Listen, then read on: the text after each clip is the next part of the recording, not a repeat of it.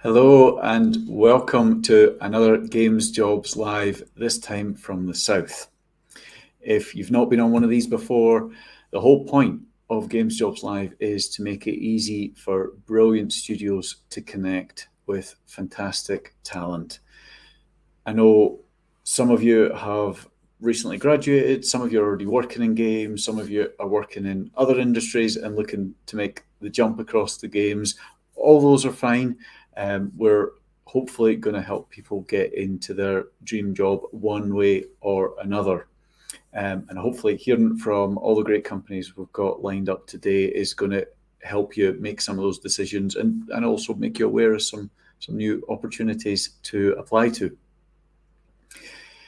If you haven't been here before as well, you won't know me. My name's Colin McDonald. I've been in the games industry for about 30 years now, mostly up here in Scotland, where I'm based, even though the companies are down south. I was producer on the early Grand Theft Auto and Crackdown games. I was games commissioner at Channel 4. I wear a number of different hats, which means I'm master of nothing. However, it does mean I know how to connect people, and I know great companies, and I know the companies that have got opportunities that I think are going to be of interest to you. So hopefully we've got some good insights coming up for you today. Today is all about jobs in the south. The south of England is home to numerous city hubs of games activity, particularly probably picking Brighton, Horsham, Guildford and Oxford. You could have an entire lifetime spent playing just the chart-topping games that have come out of this part of the world.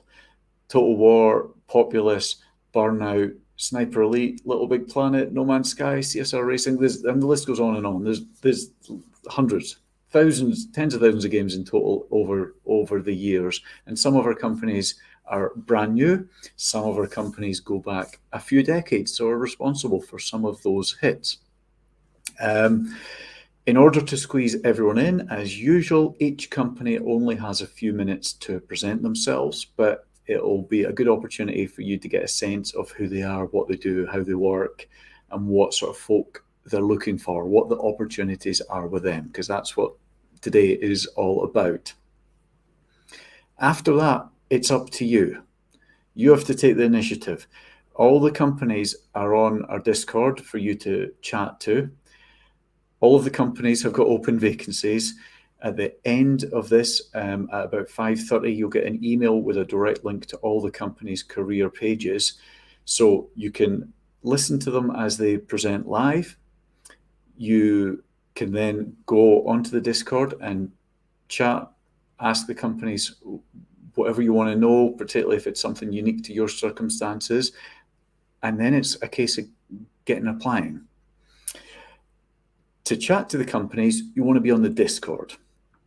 So to save reading out the convoluted address, in a browser, if you punch in discord.gamesjobs.live, that's discord.gamesjobs.live, put that in a browser. It's scrolling along the bottom of the screen, the entire event. Put that into a browser, and that will redirect you directly to the Games Jobs Live Discord server. Once you're in there, you will see each company has a dedicated channel with a bunch of folk already in. I see a whole flurry of people piling in and saying hellos and good afternoons and everything. So they're already in, ready to chat to you. Jump in there. You will also see a general channel where you can just chat generally. You will also see a live stream questions channel. So that one is your opportunity to give me ideas for questions to put to the speakers live as they're on air. So I can't ask all the questions. Some of the questions I'll probably feel inappropriate. Some of them are too niche. I need to try and ask questions that are that benefit as many people that are watching as possible. If your question is overly specific, then just follow up directly in the Discord yourself. Ask, get some one-on-one time with the companies that are on there on the Discord. But if you've got a nice general question about how a company does something or what sorts of things they're looking for, post it for me in the live stream questions channel, and I'll put as many of those to the speakers after they've done their presentation as I can. Where the companies have someone in the Discord, their role should be highlighted in green. They should have a green company role so you know that they're legitimate. If anyone else contacts you saying they're from a company, or even if it's someone from a company asking you for personal details, don't give anything out. You're in control.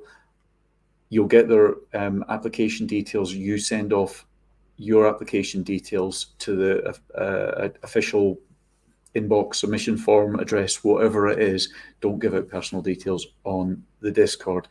If there is anything unpleasant or spammy, this is supposed to be a professional thing. We don't have time for that. Let one of the companies or one of the moderators know, and we'll try and get rid of that problem as quickly as we can to keep this as civil and as productive for everyone. A few points in general, just about Games Jobs Live. If you're looking around the UK for different opportunities, if you go on to our website at www.gamesjobs.live, you'll find a few things there.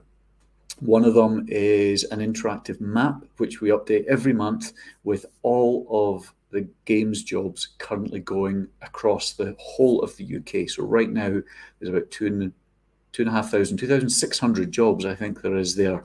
That's for February. We'll update it in the next couple of days for March as well. So check out that map, scroll around the south, zoom in and out of Brighton and Horsham and Oxford and everyone else and see exactly down to the street where each of those jobs are. You will also find a regions tab on our website, and that has a series of articles about each of the main sort of 10 regions of games activity around the UK. So you'll find a couple of articles that cover the south that we're talking about today. You find a little bit about the history of the games industry in each region, who the current major employers are, what there is to do, etc. So do scroll around there. One of the bits of advice that always comes up in these things, particularly for people looking to get their first job in industry and to gain experience, is for people to take part in game jams. So we run our own game jams. We've done, I think it's 4 to date. We've got another one coming up soon. I've forgotten the exact date, but it's about the middle of March it starts. So for more details on that, get over to jam.gamesjobs.live. It's all hosted on itch. So if you've participated in game jams before, you'll be familiar with the format. But get along to that, form a team. We get a bunch of industry judges in to look at all the games, judge them, give feedback to as many as possible. So it can be useful as well as an opportunity to get your games in front of some of these companies, get some useful feedback, and just make some new friends and potential colleagues. There are people that have got jobs as a result just of the game jam. We did a live stream a couple of weeks ago that's worth watching out if you want to dig back into the YouTube for that. And then, not job related specifically, but next week I am also hosting an in-person event up here in Scotland. If you can believe, it's finally time for in-person events to return. So if you're in Scotland, feel free to find out more about that. You want to check out gamestalks.live. If there is a small entry fee, if you don't want to pay or aren't in Scotland, you're welcome to tune in live. We'll live stream it all as well. Sign up for an online ticket. The online tickets are free. So get over to www.gamestalks.live. Okay. I would like to thank everyone that's helped promote today, to Yuki, to Into Games, to Wired Sussex, and everyone else that's tweeted their support and the details about today's event. Much appreciated. We'll hopefully get a bunch of people into their dream jobs as a result. And in particular, I would like to thank Plus Accounting, whose sponsorship has helped make this event happen. They represent a huge portion of game developers in the region and across the whole of the UK, to be honest. So let me just play a short video telling you a little bit more about them in case you ever need their services.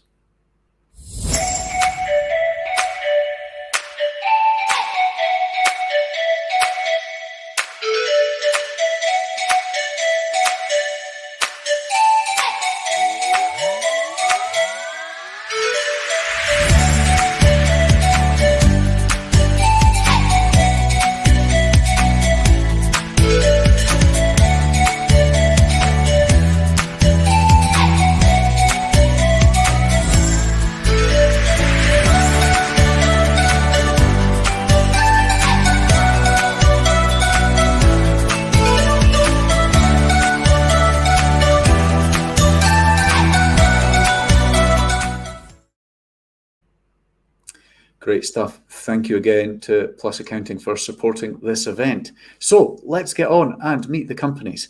Our first studio was formed way back in 1987. Let's not do a hands up how many people weren't born then. And they've gone from strength to strength ever since. They now have over 800 staff in Horsham, which is halfway between London and Brighton. Many people know them for their epic Total War series. They've done a bunch of other things as well. But the latest iteration of Total War is, of course, Warhammer 3, which was released to rave reviews just, I think, 2 weeks ago.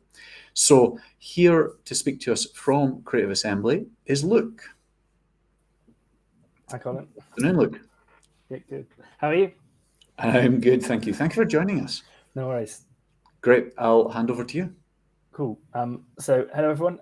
We are Creative Assembly.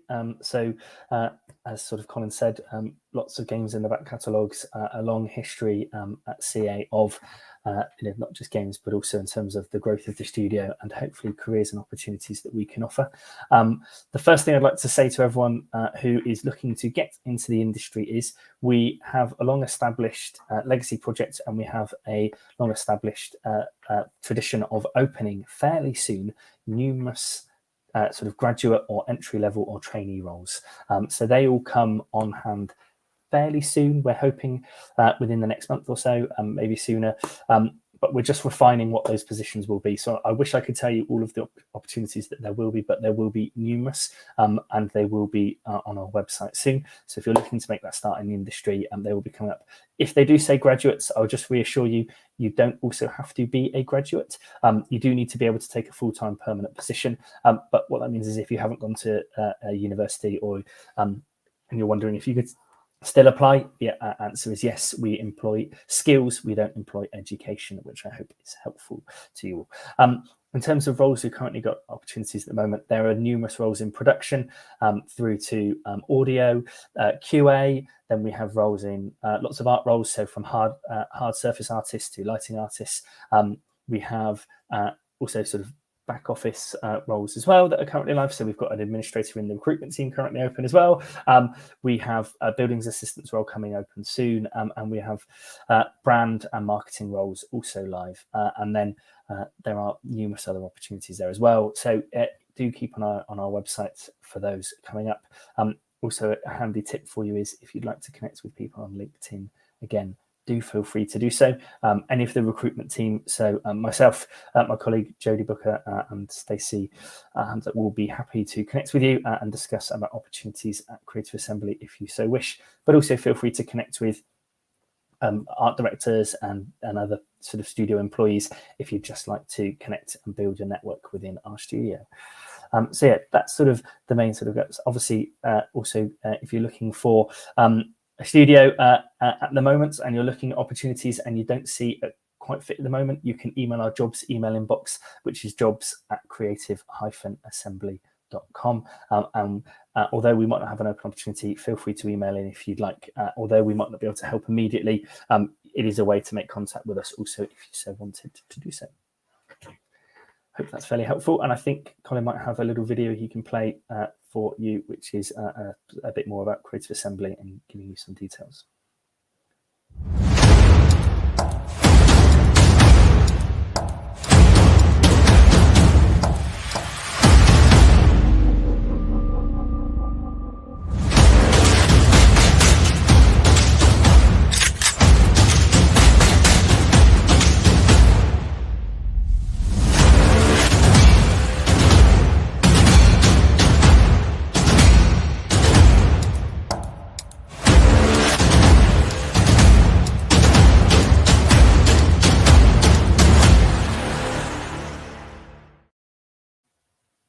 Thanks very much, Colin. And that little break there has actually reminded me of something I would like to quickly say, which hopefully will give everyone a heads up. We are going to be soon opening a role for a mocap assistant.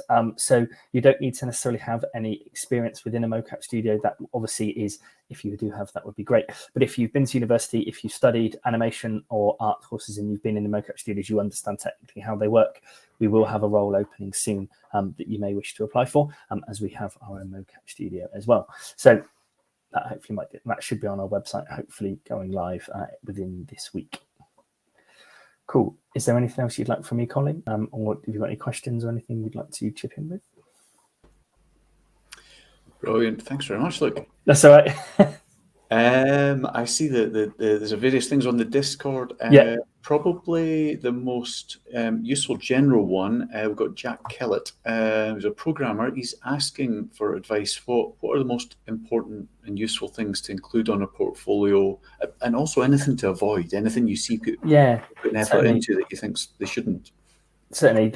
So the nice thing is for programmers, you don't really need too much, in all honesty. You just need to tell us what languages you've learned. So most roles will have a job description, and in there they'll state the language preferences they have. So for Creative Assembly, it's mainly C++.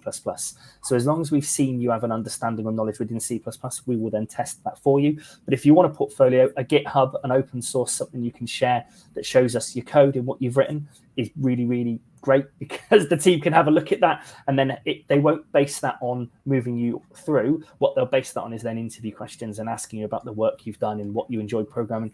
It also might give you an insight into, especially if you're looking to break in, if you've written things and it's all centered around engine or graphics or gameplay or AI, it helps a company identify what you like doing, so trying to match you with roles also within the studio. But what I would say is also, if they're all university-based projects, if you have other interest in the work you've just been assigned to do, let us know what they are.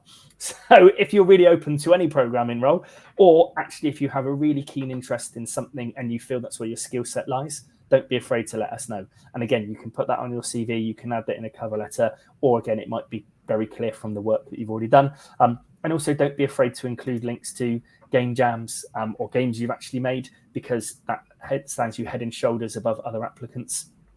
Colin's probably had this many times over the years, where you sit there to a graduate and a graduate tells you the only thing they ever want to do in their life is make games. And you go, cool, so what games have you made? And when someone goes, well, none, they go, okay, so you really want to do it, but you've not done it. And then the next applicant walks in and says, all I want to do is make games. Oh, have you ever made any games? Yep, I've done 6 game jams. I've made this game, I've made this game, and I've done this with my friends. And instantly that leaps you above the other candidate. Not sort of, it's because you're willing to apply what you're saying. Is a passion of yours, and it really does help hugely, especially as we're a game studio, we make games. So you're speaking to people who also love making games, and straight away they feel like you're one of them, and that you're one of us. So that's something I definitely say as well there. Perfect. Okay. And a question, I think I might have asked you, one of your colleagues this in a past one, but I'm always interested in the answers. In terms of, as a studio, you're predominantly focused on strategy games these days. How important is it to have an appreciation for strategy games? So the nice thing is that it doesn't have to be the be all and end all of it. So, the role you're doing, it may depend on how much of a knowledge or passion or interest you have in those. So for design, it's pretty important, especially if you're applying to work on Total War. However, we do have other projects. We've got a first-person shooter currently in development, and we'll be announcing other things, coming in the future, etc., which will be super exciting in different genres and everything else. But the main important thing for us is do a bit of research about what you would be working on. There's plenty of, even if you're not an avid RTS player, you can go on YouTube and watch videos of gameplay. You can watch reviews of games. You can see action from the game. So you can get a bit of a feel about either what era it's set in, what we're doing, what it looks like, what it feels like, so that, especially if you're someone like an artist and you want to work on there, if you see the types of work that's being produced, you can go on ArtStation and look at the amount of artwork that CA employees put on there, or the studio puts on there in art dumps, etc., and get a feel for, does this fit in with what I'd like to do? So you can explain and talk about that. For certain roles like production, it won't really matter if you love the genre or not, but they want to know why you want to work here. And the important reason is to have that sort of at hand to explain. So I, for example, am one of those anomalies where I'd never played Total War. I wasn't a huge PC gamer. unless you count Championship Manager back in the day, which is a sort of RTS, I suppose you could argue, or I would at least, trying to make out that I was a pretty good manager in real life, even though it was only theoretical. But I had to have a reason of why I applied to Creative Assembly. So, I liked games, I played games, I mainly played console games. So what was the reason? And I'd done my research. So when my boss asked me, why do you want to work here? I talked through the financials of CA for the last 5 years, the profits and losses, that I want to work at a stable company. I want to work at a growing company. I want to work at a company that supports a career, that does this, etc. And CA does all of those things. And then I went through the list of awards they'd won and the recognition they'd had. And that was all reasons I wanted to apply there. And they can be just as valid as the games that people want to work on. But for certain roles, they're going to be key. So design is one. Programming, they're not going to be too worried. As long as you're passionate about what you're doing and why you're doing it, that's what matters to them. And it also sort of helps if you like the games. We also give you free copies of the games as well. So that's a perk, especially if you like playing them. So yeah, it's good to have your reasoning and understanding of why. But also doing your research is really key. So if if RTS isn't your genre generally, but you want to be a concept artist and you want to work in a game studio, well, go on YouTube, have a look at the games we make, have a look at the gameplay, have a look at the sort of things you'd be working on, and then that you can work out whether that also fits the type of work you're doing as well. Absolutely. No, great advice. Thank you. Awesome. Look, that's been really useful. Tons of advice. This video, if people want to rewatch it or want to recommend to friends, this will stay online at the same link on YouTube. So rewatch it, hear some of Luke's advice all over again. Cool. I will also say there's loads of our devs on Discord at the moment. So if you want to plug in there and go and ask millions of questions, we've got actual developers, talented people able to answer all your questions directly. So feel free to utilize that resource while you can. Absolutely, yeah. I've been slightly distracted, giving them all the right roles and everything. So I can vouch for there are a ton of CA folk on there. Yeah. Do get on the Discord. People are on till 6 o'clock to answer your questions. That's from all the companies, but right now, obviously, it's the Creative Assembly questions that we forefront in your mind. So get on. If you're not already on, go to discord.gamesjobs.live. Punch that into a browser and that will redirect you to the right server. Get on there and you'll see a Creative Assembly channel and you can ask Luke and all of his many colleagues whatever questions you have after that brilliant presentation. Luke, that's been awesome. Thank you very much for joining us. Thanks, Colin. Cheers.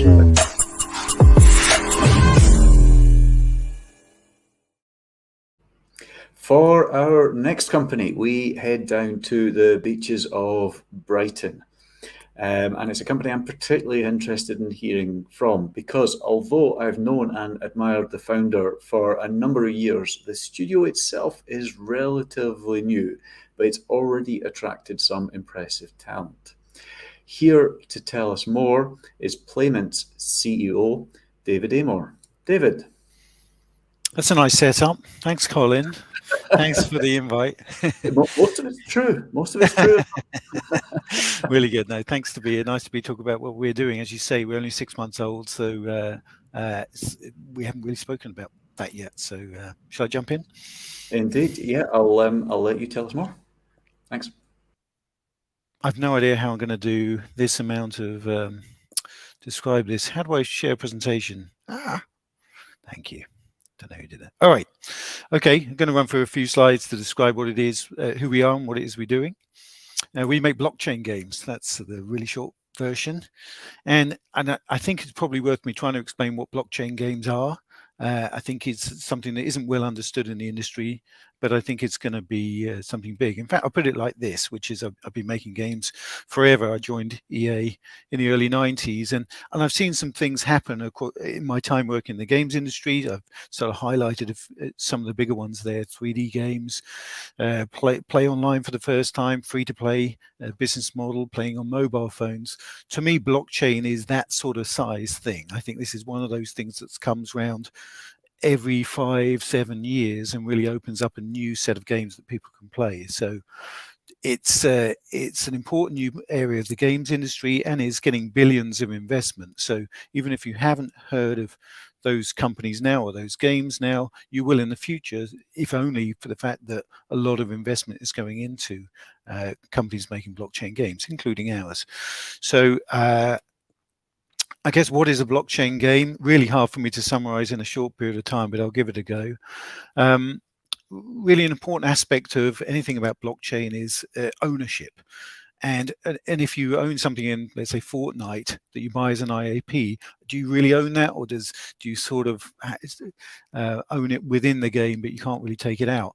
With a blockchain game, you really own those game items, which means that you can sell them just as you would anything else that you own in real life, which potentially means you can make some money from it. So it's not inherently, blockchain games aren't inherently about making money, but it adds this new component to it. And an analogy that I like to use is in YouTube. If you think about that you have a set of content creators that are motivated to create amazing videos for people to watch because they share in the ad revenue. YouTube have come up with a system where 50% goes to the content creators, 50% goes to YouTube. That certainly works for YouTube. It also works for people like me as a consumer. I love watching videos that content creators are going out their way to make great content. So my point in that diagram really is that YouTube have sort of built this model where content creators are incentivized to create great content for consumers like me to create. And of course, YouTube benefits from it being the de facto video platform. So I think similarly what we do as a games company is figure out what game can we build where players can potentially earn some money in the game. Some will earn a lot, some will earn a little, but the vast majority probably won't be making a lot of money from the game, but they will be entertained by the things that the players are earning are creating. So we're hoping to sort of build that same, and other blockchain games companies are trying to build this model where all three groups of people are able to work together in a way that works for everybody. A little bit of information about us. Based in Brighton, as Colin mentions, we're currently 20 people, and we need to grow to about 50 this year. So we're growing quite fast. We've had investment from venture capitalists, which means that we've got some petrol in the tank and we can go pretty quickly. A note on our working setup: we're 2 days a week in the office, hybrid working, which means that we are asking people, what that means is you probably need to live in the south if you're expected to come in the office 2 days a week. So that's working well. The reason why we do that is because this new era of blockchain is so new and we're learning so much so quickly that to try and achieve that all completely remotely, I think, is a mistake. So hybrid working. The first game, we actually released our first game already. It's called the Crypt. You can see it at thecrypt.game. And it's a little difficult for me to give a short description of that game. This is a screenshot from it. It's a dungeon game where you go into a dungeon with your NFT and you can try and beat dungeons cooperatively with other players. We released it last month. It worked perfectly and was much more popular than we expected. So we're currently finishing off chapter 2 that we're about to release next week. So we have now, these are the first games that we're building, the first chapter. They're quite simple, but alongside this, we're building a much fuller game that we plan to release later this year, with 3D graphics and something that looks a little closer to games that are more traditional games. So that's being built in parallel with some of these earlier chapters of the Crypt. Our current open hires are, we've got a lot of open hires. As I said, we probably need to hire 30 people this year.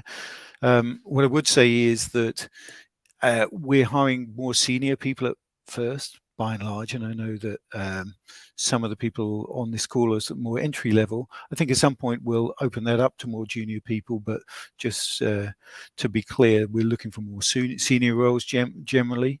Unity is what we build the client in, much like most other games companies. So Unity is our language of choice if you're on the client side. Solidity, which some of you may have heard of some not. Solidity is the programming language used to build smart contracts on Ethereum. And that's a little bit like, that's a type of server code, effectively, a little bit like JavaScript. Solidity developers are very hard to get hold of, highly sought after. So if you're wondering what languages to learn outside of Unity, then that's a very good place to look. Senior UI artists we need quite urgently. 3D artists, generalists, both in terms of environment, character building, also animators I haven't listed there, and also a community manager to manage our growing community. I think that sort of covers what I wanted to talk about. So as I said, I could go into hours and hours of discussion about blockchain games, but I wanted to keep it quite high level to try and remain within my 5 minutes. How did I do, Colin? Pretty good, I think. Yeah, that'll do nicely. Thank you, David. Good. I got distracted dealing with something on Discord for the first couple of minutes, but so apologies if you covered this. That's right. But just in terms of blockchain, I mean, it seems to be one of those things that has half the planet hugely excited about the potential of it, and the other half upset about some aspect. And there's a bunch of scams and stuff around. I wouldn't have anyone or any company on here that I thought had the whiff of anything dodgy. You, Playmint, are as solid as they come. But I mean, is there anything people should be looking out for when they're thinking about getting involved in blockchain? You must have seen some of the cowboys as well as the legitimate companies. Yeah, I think that, I talked about this idea of it opening up a new set of possibilities when something big and new comes along. I think it's opportunities for legitimate games companies. I think it's opportunities for people that are less legitimate, let's say. And so, I tend to make sure that the things that you're getting involved in seem credible, ideally people that have worked in the games industry before, or just trying to get a sense of what it is that they're doing. That's people publish their roadmap. I think that's quite a common thing to do in blockchain games, and by that I mean a white paper, a document that describes what the plan is. So rather than a traditional game company that would develop their games in secret, on blockchain games, you're quite open about what it is you plan to do. So when I'm looking at any game project in the blockchain space, any company, I'm looking at their white paper, and then I'm sort of cross-referencing against what I think is their ability to deliver it. Like, do they have funding, and do they have capabilities? Are they if you look them up on LinkedIn, and have they done this kind of stuff before? So I think there's some amount of due diligence that's important to get to do before. As you say, there's some bad actors in this space that are worth avoiding. Yeah. Okay, good advice. And you talked in terms of remote versus physical work. I think you mentioned Playmint's policy was it 2 days a week on site? I mean, logistically, what does that mean for where people are living? Good question. So I think it sort of depends on people's appetite for commuting, doesn't it? So I suppose if you 2 years ago, if you're in London, I would recommend against coming to work for a company in Brighton. But then if you're coming here 2 days a week, then maybe that's tolerable. And true of any company, I suppose, because of the requirement to be in the office is less, then maybe that commute is a bit more tolerable. But I mean, Brighton's a good city to live in, full stop. It's a great games hub, thousands of people making games here, of course, tons of great companies. So as a base of operations, Brighton's good anyway. And then I would say anything, up toward London is probably is commutable and will probably work. But as I say, it depends on your tolerance for commutes, doesn't it, a little bit? Yeah, I used to commute down to London for a day a week, but from Scotland? Yeah. Well, you're insane then. Don't do that. But you'll give me a job. If I'm willing to go to Brighton, you'll give me a job, won't you? Sure, Colin. Awesome, great stuff. And then one question off of the Discord. Someone everything else up saying there's a lot of people asking about portfolios. So again, we asked Luke a similar question, but just from your point of view, what do you look for in a portfolio, and are there any red flags for you? Yeah, I think that the biggest red flag, or the thing that I see people get wrong from an art portfolio point of view, is not showing breadth. So I think there's a balance. You don't want to.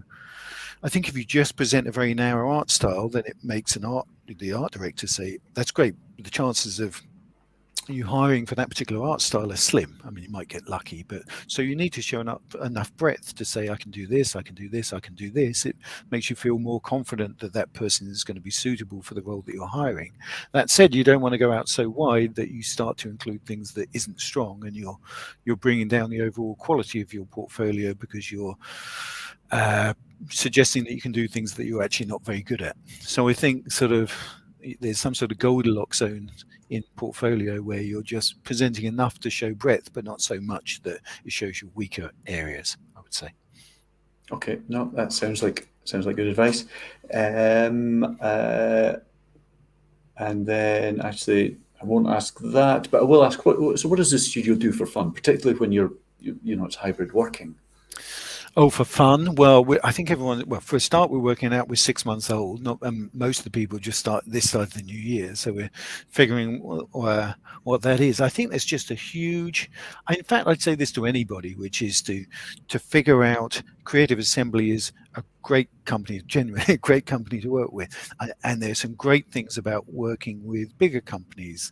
That we just heard Luke talk about how it's good that the track record is great, and the fact it's a very steady place. In a smaller company has a different set of positive things, which is you're probably turning your hand to a different set of things. So and coming up with ideas that, we're only 20 people, so we take everybody's ideas and, it's a real melting pot rather than stricter disciplines that you start to see in bigger companies. And I'm not saying one is better than the others, but I would encourage anybody to think about what kind of company would they prefer, what do you think suits them better. And right now what we're spending as that smaller company, we sort of all of our energy is going into, Christ, what could we do in this amazing new world of blockchain games? So when we go down to the pub, I'm afraid our conversation often ends up being, what can we do, because nobody's done this kind of stuff before? How would that work? And that, to me, that's the thing that I wake up thinking about and go to sleep thinking about, because it's fun. I love new ideas, new parts of the games industry. So I think at the risk of giving a boring answer, what we're doing for fun right now is thinking about all the cool things we could do.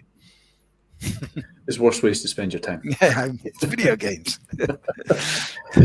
Brilliant. David, thank you very much for joining us. I know you've got folk on the Discord. You've also got Luke, not to be confused with Creative Assembly Luke, but there's another Luke on the Playmint Discord. So anyone that's just joined us since we started, if you're not already on the Discord, jump on there and you can chat to David and his colleagues at Playmint and ask them whatever you want about potential opportunities there. Get on to discord.gamesjobs.live and you'll find the Playmint channel there and ask away.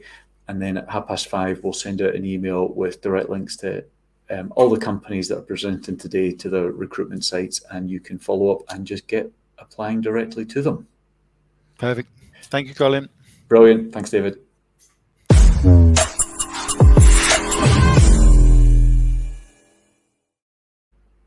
Okay, we stay in Brighton for our next company, to a company that's part of a Swedish group and responsible for a whole bunch of mobile hits, including games like Ruzzle, WordBrain, and Quiz Duel. Here from MAG Interactive is Ruth. Good afternoon. Hey, Colin. Hello. Hello. How are you? You've been involved in a few of these before, so thank you for coming back. No, it's always good. And actually, I was just thinking it's so lovely to follow David after his presentation, because as you know, David used to be the studio manager for many years here at MAG.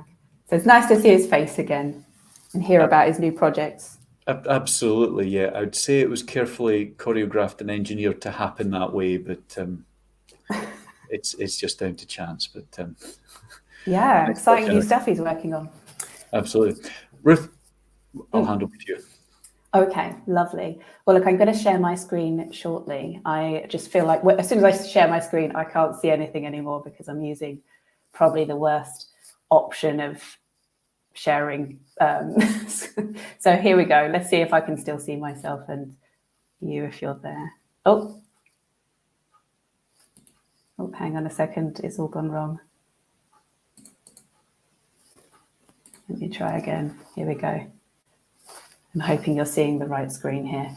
So I'm Ruth. I'm from Mag Interactive, and I'm the talent acquisition manager here in Brighton. But I also recruit for our Stockholm studio as well. So hopefully I can give you a little bit of an overview of what we do here at Mag and a little bit about some of the current open roles we have as well. So who are Mag? So we are a mobile games company. So we make free-to-play mobile games. And the great thing is that we are our own developer and publisher. So we don't work with any other external companies. And the joy of that is we get to make what we want, and we get to be in control of the timelines and how we want to present our games. So I've included a few here on the slide of some of our current live games that we have. So some of the popular ones that you might have heard of, or maybe you might want to go and try out, are Quiz Duel. It's very popular all over the world, actually. It has a big kind of player audience in Germany as well as in Sweden. And then we have Wordsy, which is the front game on the right there, which was born out of Brighton and has been fantastically successful. So I'm going to actually show you in my next slide a short kind of clip of the gameplay, so you can get an idea of the type of games they are. This is where I ask Colin to step in and play that video.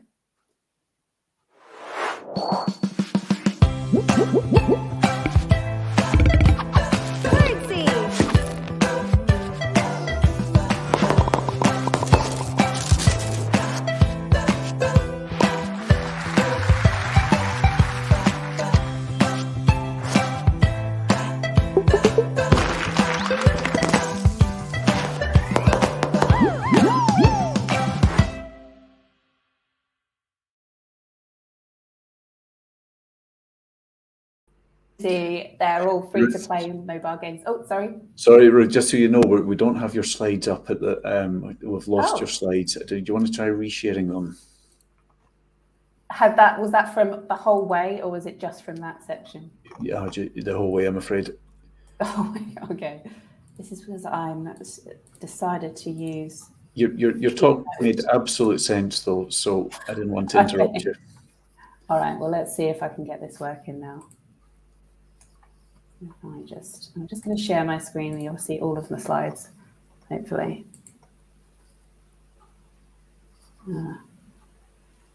Is it showing now? Yes, perfect. Oh, okay, great. Well, I'll just skim back quickly to that previous slide because that was me showing the games that you didn't see when I was talking about them. So you can see them now, right, Colin? I'm assuming that's going to be perfect. Good. Okay. All right. So we've skimmed through this video to show some of our games. Now, with Mag, I mean, what makes working at Mag special? I'd say there's lots of things. So we have the 2 studio locations, which is wonderful. So we have a very international team, and we also have small team working environment. So that means everybody in the game team is very close to the product. And I mean, when I say small teams, like some of the teams we have at the moment are 2 people in a game team, and some of the larger teams are up to 11 people in a team. So everybody in that team is vital for making a decision about the game and how we want to run it. So I would say that's the key kind of element of what makes it good to work at Mag, but we've got a lot of other things as well. I've included a picture of socks here. One of the things that's a bit strange about our office is it's very Swedish style, even in our Brighton office. So as soon as you walk in the door, you take your shoes off and you put your slippers on. And yeah, in the office, we all wear slippers or socks if you don't have your slippers in. And another great thing is we have Mag Jams that run every 5 weeks. So every 5 weeks, you get 2 days away from your usual workload, and you can spend those 2 days doing something different. So you can do your own personal development. So if you wanted to learn a particular skill, you can use those 2 days for that. Or you can partner with another person and create a new game idea. You know, you can use it however you want, which I think is really powerful. We have a learning and development budget per person, and I think this really shows how much we believe in, improving people when they work here at MAG. In the UK, it's equivalent to about £2,600 that you get a year to spend on your own learning and development. So if you want to do a course or something, you can use it for that. We have a yearly bonus. We have enhanced parental leave policies. We have a gym allowance. It's about £300 a year, so you can use that towards physical activities. We have flexible work hours, so you can kind of match if you want to start later or earlier. You can kind of figure it out yourself. You're sort of trusted to do that. If you want to learn Swedish, we have free Swedish lessons happening every week. You can join like a video Swedish lesson. And then, we have private healthcare, opportunities to travel to our Stockholm office. We have seasonal kickoffs and parties regularly. And free drinks, snacks and stuff. Who doesn't want that? We also have every Friday in Brighton, we have our Friday lunch, which MAG pays for, which is always nice to just all go out together and hang out. I've included a brief slide just to show some of the stuff that we have done. I have to admit, it's been a bit more quieter on this front recently because of COVID, but we're going to be getting back to this soon. Actually, in May, all the Brighton office are going over to Stockholm for our MagCon, and there'll be lots of fun activities while we're over there, so that'll be nice. Yeah, the Stockholm office in Brighton. Stockholm's a bit bigger, so the office in Stockholm was where the company started out. So we've got 86 employees in Stockholm, and Brighton's a bit smaller, so a nice kind of friendly bunch of just 22 in Brighton. If I can get my next slide up. Now, I was going to ask Colin to share a brief video about what it's like to work in Brighton. Disclaimer, David Amor, who used to be our studio manager, is in this video because as it is a couple of years old, he's still a face in there, so you can get to see him as well.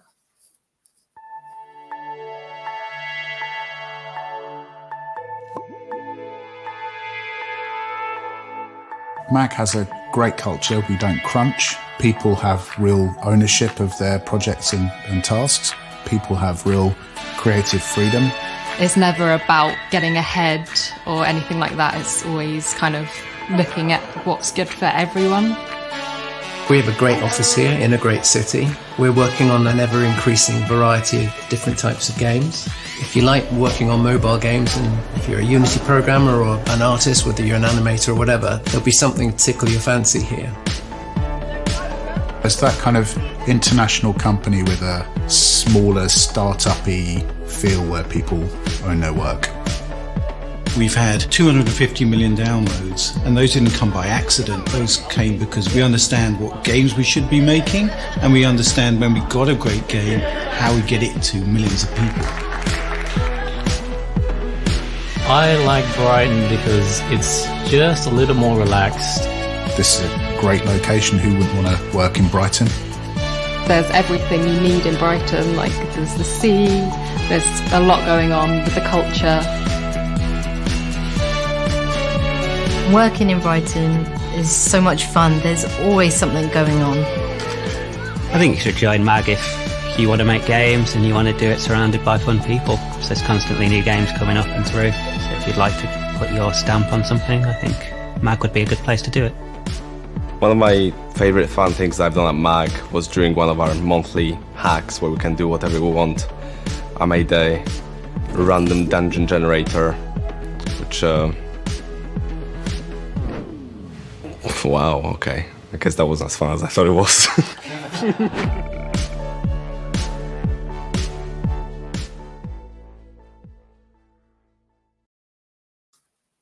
Thanks for playing that, Colin. I want to mention as well that since that video was created, we're now at 350 million downloads. So bonus from there. Now, I want to talk about today, we have a couple of fantastic opportunities to bring on 2 interns into our Brighton office this summer. Now, they are summer internships. The reason we're doing this is we want to give an opportunity to someone who's maybe still studying at the moment. So maybe you're studying a degree and you want an opportunity to get some time in a studio to kind of get some real kind of work-based knowledge and experience. So we have 2 internships that we are advertising currently. You can see them on our careers page if you go there. We're looking for a game developer and a game designer.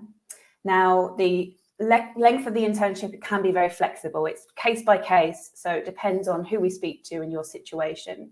We're considering starting these internships from around June, and then the likelihood is if you're going back to university, it would be October, the end date.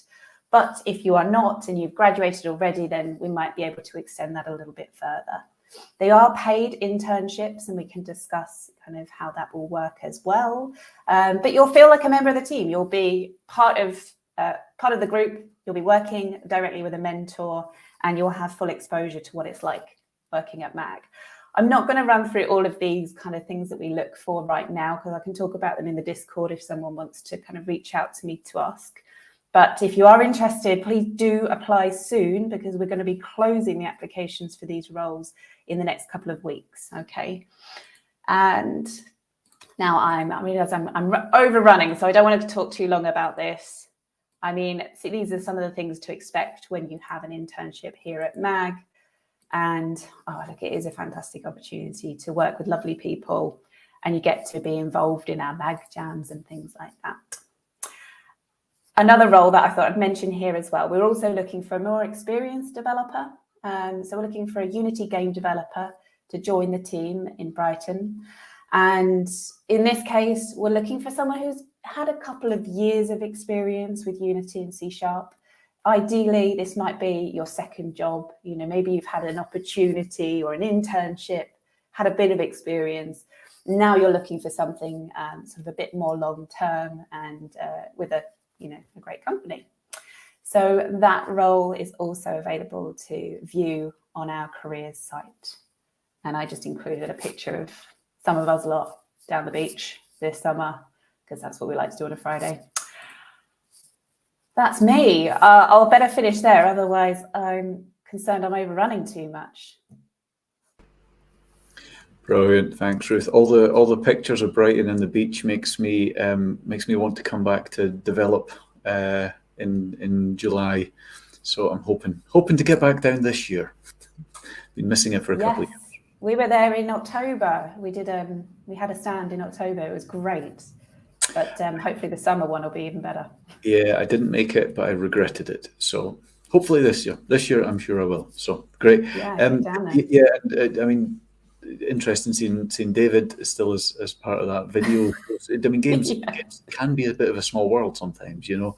There are certain faces, particularly the successful ones, that do the rounds. So that's not entirely uncommon, is it? Absolutely.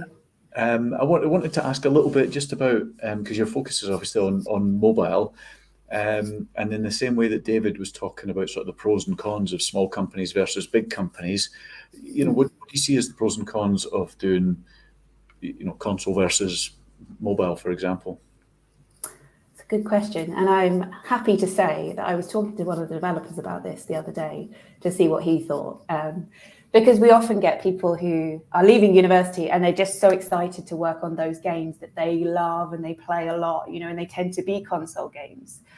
Whereas, you know, we're not in that industry. We're in the mobile free to play, which is, you know, sometimes looked down upon because they are casual games. They're kind of easy to pick up. But from our side, I mean, working on mobile games, it's such a fast pace kind of rate of change. If you're working on a mobile game development, you can see the changes that you're making in the game immediately. And you can also see the reflections in the interactions of the players immediately as well, because we can get all that data. So if you come up with a new kind of event to go into the game and you're launching it, you can see what the players are thinking, get their reactions very quickly. And the same goes with making a new game. You know, if you're working on console, it can sometimes take years to come to fruition. And if it doesn't come to fruition, all of those years of work that you've put in, and you might not necessarily see your part of work in the finally released game. In mobile, you know, it's a lot faster. I mean, that you can create something and then soft launch it and release it to an audience very quickly. And I think that goes with people who are doing their own game development. You can launch a game on the Google Store quite quickly and easily nowadays and try things out. And the fun comes from, seeing how many people are going to play your game and comment on it. Absolutely, yeah. I mean, you're speaking to someone that's spent everything from, I think my record is 7 years on one of our games on console, as opposed to, I think one of my games was, maybe it wasn't 7 weeks, I think it was 10 weeks was one of my Channel 4 games. So yeah, there's your choose whichever side of the fence you're on. The grass is always greener, depending on what you're looking for. But yeah, I've had a lot of fun doing mobile games the last 10 years. And I mean, so many of the games are great, and the numbers are staggering. I mean, what did you say? 350 million. I mean, I'm not sure what Minecraft's up to. It's maybe the one game that is remotely close to that figure. Other than that, it's just not possible outside of mobile, is it?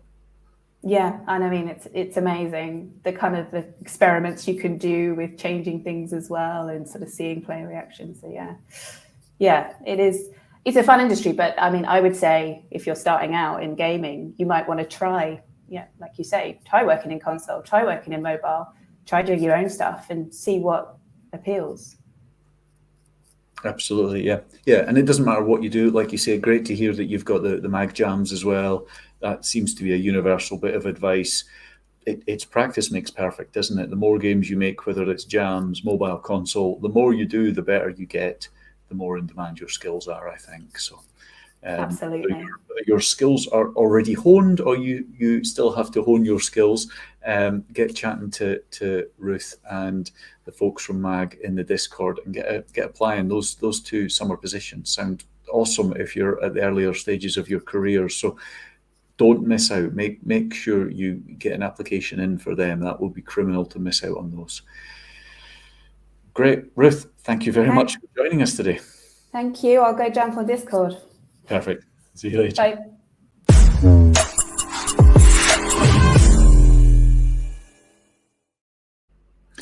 Brilliant. So if you're not already on the Discord, this is your last call. Get on to discord.gamesjobs.live.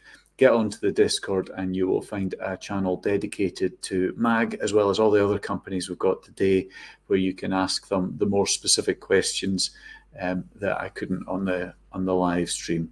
So get on there and get applying to any of those positions, particularly those two entry-level positions for the summer at MAG. Sound fantastic.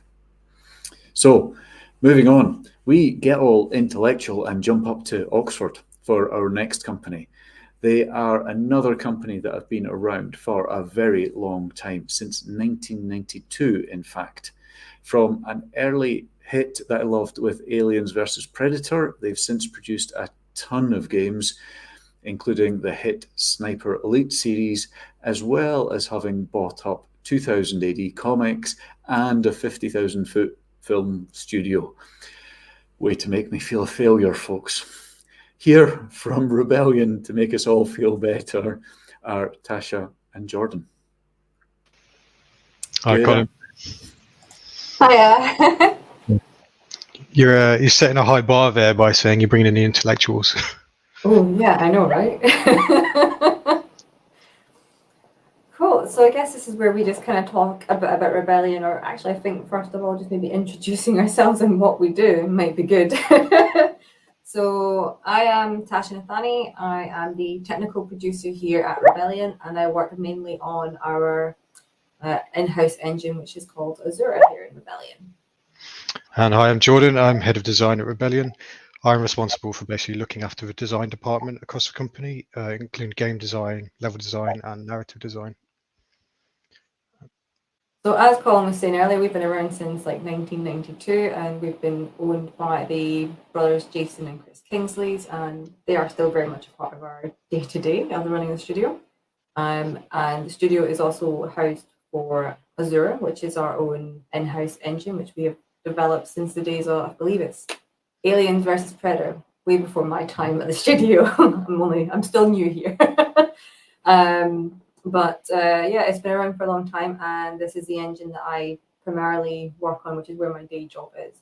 And that team is split across kind of 6 different departments of very, very clever intellectuals who are all very, very technical, which is amazing for me to work with. They spread across and they do a lot of work with the different teams, which means that I also get to work alongside a lot of different talented people on different projects, different departments. So I'm pretty sure a lot of people interact and see me quite a lot during the day, every day. Yeah, and I think the fantastic thing really is that we do have our own in-house engine, and we can develop that and develop our own tools as well. So on the design side, particularly, designers can interface directly with the engine team and request tools, maybe get some small quality of life fixes for the tools as well as we go through development. And also we can target future tech within our tool set as well for all of our upcoming projects. Yeah, absolutely. We get to have that kind of quick iteration and turn around with our developers and our designers. We get to really, really talk to them about what they need, what they want. And if we feel a need to change things, then we can do so quite freely here at Rebellion. We don't really have to deal with that middleman, as people often do. We quite often get to do a lot of things that we want to do, which is really nice to kind of give us that freedom of direction. Yeah, I think the good heritage there with independent development for us, it sets us apart, and it's one of our strengths really. We don't have any parent company or publishers. We publish our own games, and we get involved in everything sort of geeky, including game development, book publishing. We have a board game department. We're owners and publishers of 2000 AD, the graphic novels, Judge Dredd and Rogue Trooper, and we have a film and TV studio as well in Didcot near Oxford. It's worth mentioning that we're happy to be at Games Job Live South because our headquarters is based in Oxford, but we also have 4 game studios based across the UK. One in Oxford, one in Warwick, one in Runcorn near Liverpool, and one in Wakefield. We now employ sort of over 400 people as well, so we're growing quite steadily. We are growing quite steadily, and we've also seen a nice increase in our diversity numbers as well. We're starting to see a lot more kind of women come in and apply for the job roles that are coming in, which is really nice to see an increase happening there. And we're starting to see a lot more of the diversity come in across gender, race, whatever your preferences are. It doesn't matter. We're starting to see it here, and we're starting to be really quite inclusive of it as well. Rebellion's really quite welcoming for all these things, so it's a really nice place to be, and really, really inclusive that way. What else do we do? There's loads that we do, I think. Well, I just wanted to talk, I also wanted to kind of show our games off a little bit more. Yeah, didn't we? Yeah, so Colin mentioned Sniper Elite there at the start. Most recently, we released Zombie Army. We currently have Sniper Elite in development, and we released Evil Genius quite recently too, and a new expansion for that as well. There's quite a lot of fans out there for Strange Brigade as well.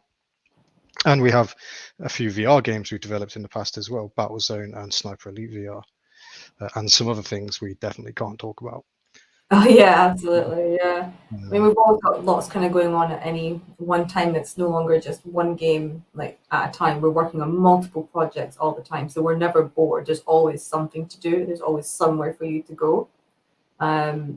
We are kind of starting to look at doing education outreach programs, but they're not quite solidified yet, so unfortunately I can't go into any details, but we are starting to do these things. We are starting to kind of encourage more of it, so basically watch this space for those ones. And we do have a lot of job roles open across the company as well, including in the design department, where we're recruiting game designers and level designers, and we'll also be looking out for placement students for university students and internships as well. So please do hop in the Discord and get in touch with our recruitment team, and we have some of our designers in the Discord as well, where you can ask some design questions if you have any. I believe Colin has a video show reel of some of our latest games that we can show as well. Yeah. So I believe it's Sniper, right? Yeah, so this is Sniper Elite 5. This is coming out this year. It's primarily a stealth World War II shooter, and Evil Genius 2 here, which is a layer building management sim where you're basically an evil genius and you try to take over the world. So this was our second iteration of Evil Genius, and this is shots taken from Battlezone and Battlezone VR. It took me a while to recognize this one. Yeah.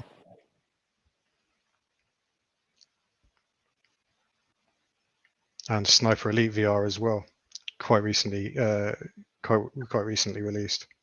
Mm. So you can have quite a lot of fun throwing grenades and taking a rifle and stealthing around in VR as well. Yeah, and it's good to know that like, we also work across multiple platforms. It's not just PC or just like the main consoles. We are like VR as well. So it's good to see the variety being shown here. And last but not least, Zombie Army 4. Yep. I think that's our video. There we have it. Yeah. I think that's our time slot, if I'm not mistaken. Is that right?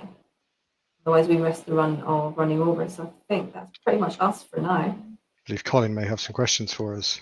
Yes. Perfect. Great stuff. Yeah. So one of the questions on the Discord was about whether Jason's still involved in the live action RPG stuff, but that's people can Google that stuff. What I want to know about is, you're quite an unusual company because you've got 4 studios across the UK. You're doing a whole bunch of different games, and it's not just games. So if I come and work for Rebellion, I mean, what's my life going to look like for a year or two? Am I, is there potential to move around the studios, to move between games, to get involved in non-game stuff? I mean, the thought of being involved in Judge Dredd, I mean, who's not going to get excited about that? Yeah. There is definitely potential for that.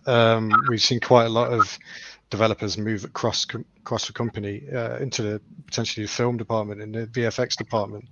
We've had producers move from game to film and TV. We've had VFX artists move from game across as well, and like the audio designers are able to get involved across the company. And we there's quite a good culture of everyone just being able to get involved, really. I think that's quite cool about Rebellion, quite unique, that it still feels very indie, even though it's quite a big company.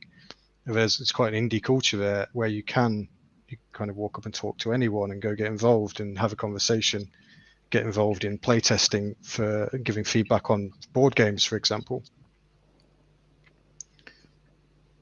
Great stuff. And what about moving around the different studios? Is there much of that happens?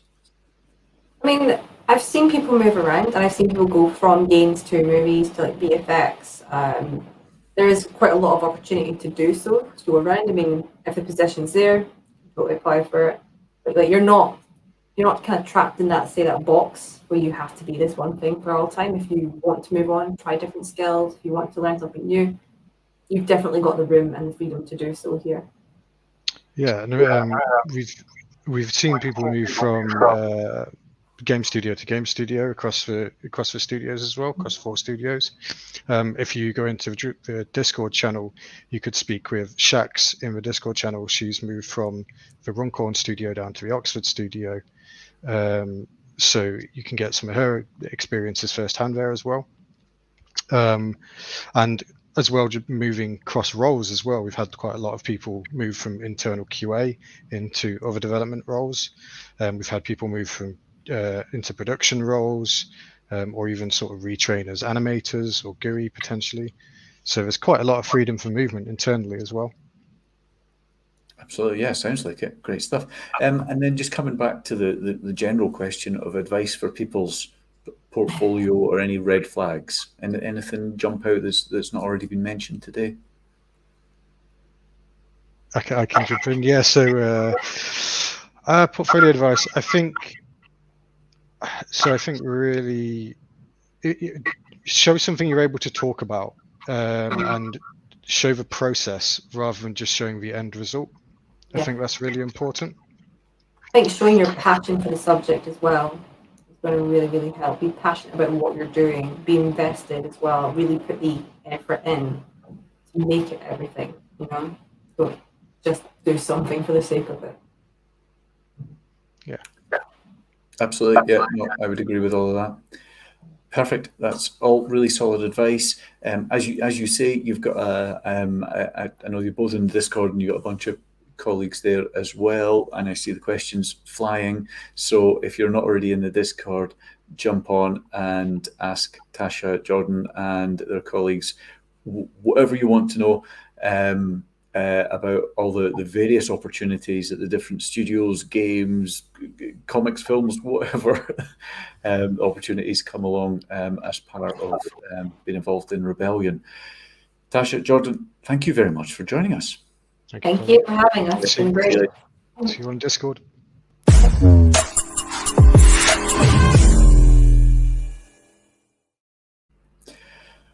Great stuff. Okay, that is all of the companies that we have got for you today. So we are going to leave you and get chatting to them all without the distraction of the live stream on the Discord.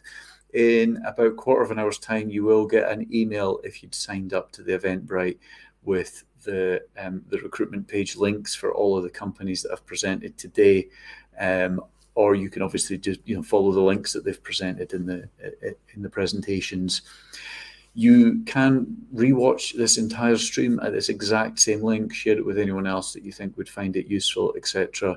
Note down some of the details and revisit some of the advice, some brilliant advice from all of our speakers today. So thank you so much to Playmint, to Creative Assembly, to Rebellion, and to MAG Interactive. Really appreciate all the speakers taking time out of their busy day to come along and talk to us today.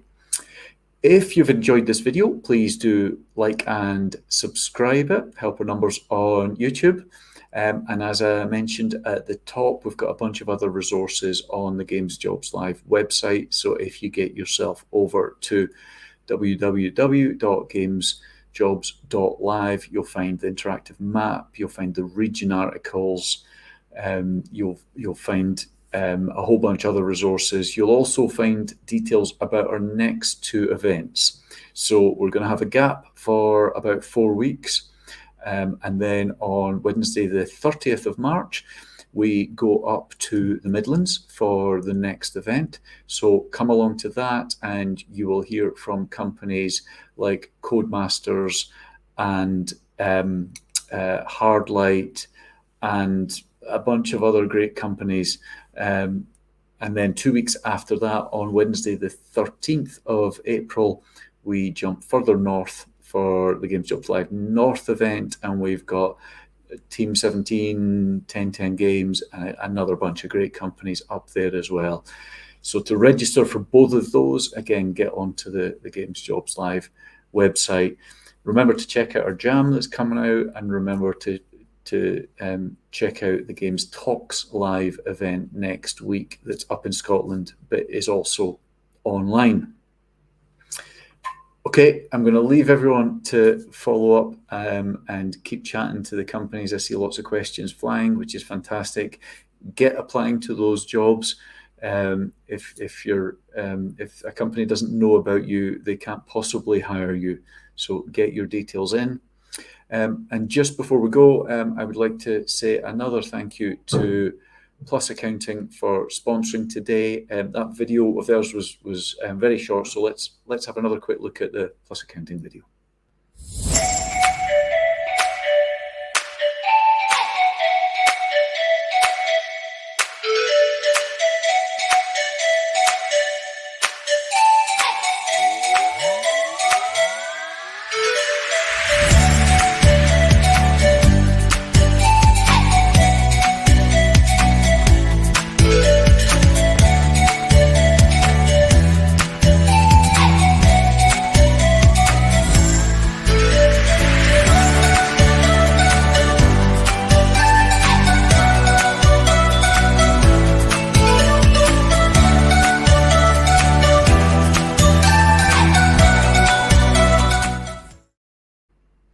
Great stuff. Thank you again to Plus Accounting. Thank you to all our companies, and thank you for tuning in to watch and participate. It's been great seeing all the chat go on in the Discord. So I'll leave you to get on with that. Thank you for joining, and we'll hopefully see you at our next events in a couple of weeks' time. Thank you. Bye.